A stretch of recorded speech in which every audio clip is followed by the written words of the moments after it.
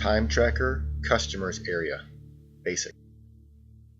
In this video, we're going to go over the Customers Area and some of the basic features of this area. So to start out, click on Customers at the top. That will take you to this search screen, which again, like any other search menu, we can type in a name and press search, and then click on that customer and it will bring up the profile for this customer. Now in the customers area, when you add a new customer, the only thing that's required is the name.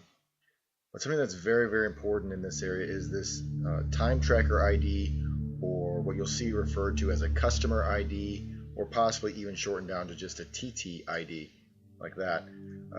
This is a 4 to 6 digit number that you're going to specify for the customer when you set them up.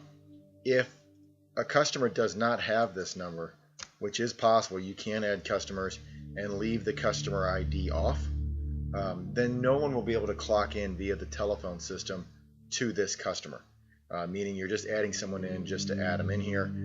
You can't clock into them. So this 4 to 6 digit number, if you don't have a number in place already, the system will recommend a number. We suggest you start with 1,000, and then the system will just count up and always recommend the next highest number. And that's a good format for customer IDs. Once you have your customers in here, again, when you click on a selected customer, it will bring up a new series of menus. Initially, you're going to be looking at the profile. Here, let me grab a customer that actually has some information in here so you can actually see it. So you'll have your profile, you'll have your associations, you'll get your list data, and some other stuff that's more advanced. This is ticket data, which we'll talk about in a later video. But at the very beginning, you see your basic information.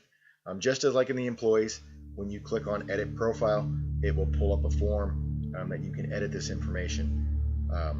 At the bottom down here, you get some more advanced features, emails and billing and other things. But again, you can fill out what you want to or what you don't want to. The only thing you have to have is a customer name. E-Schedules is going to take you to a calendar view of the schedule for this customer. We'll get more into that when we go into E-Schedules. Under the admin tools, let me go through these for you. So the budget area, this allows you to set up a weekly budget, and then you can run reports on either the hours or the dollar amount for that customer.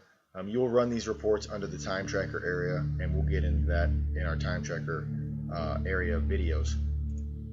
Tasks, again, we'll cover this in more detail with our tasks and our logger videos, but tasks are a way to track things that need to be done at the customer that the employees would need to check off, and you'd want to track that it's being done. Associations, we'll go more in depth in this when we talk about e-schedules. This is a link between your employees and your customers. You can manage this from the employee side, or you can manage it from the customer side. This is the customer side screen. If we wanted to add an employee to this customer, then we would do that, and now they're part of this link. We can also remove them at that time.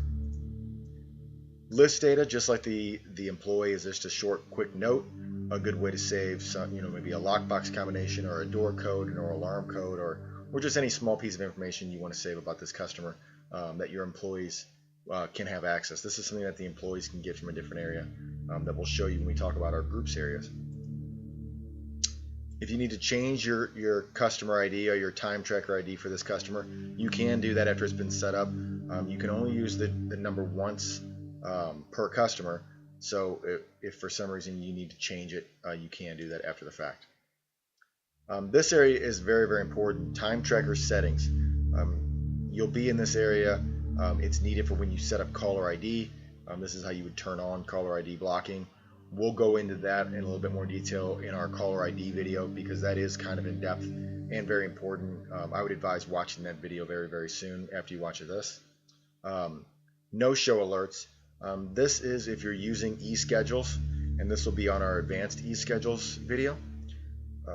You can turn on no-show alerts, And what no-shows are going to do is check this customer schedule versus the timekeeping, and you can do either an advanced or a basic, and then you can send yourself an alert to say that you have someone scheduled at this location, but they're not clocked in. And you set up who's going to get that email and how and when in these 3 or 4 little menus right here.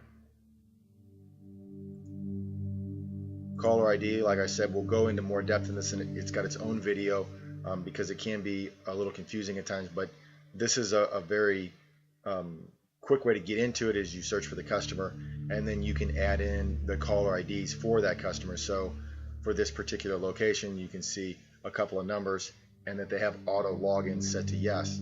Auto login is that feature of only allowing these numbers to be used to clock in against this customer. If someone tries to use a number that's not on this list, when auto login is turned on, then they'll be kicked out and blocked and not allowed to clock in.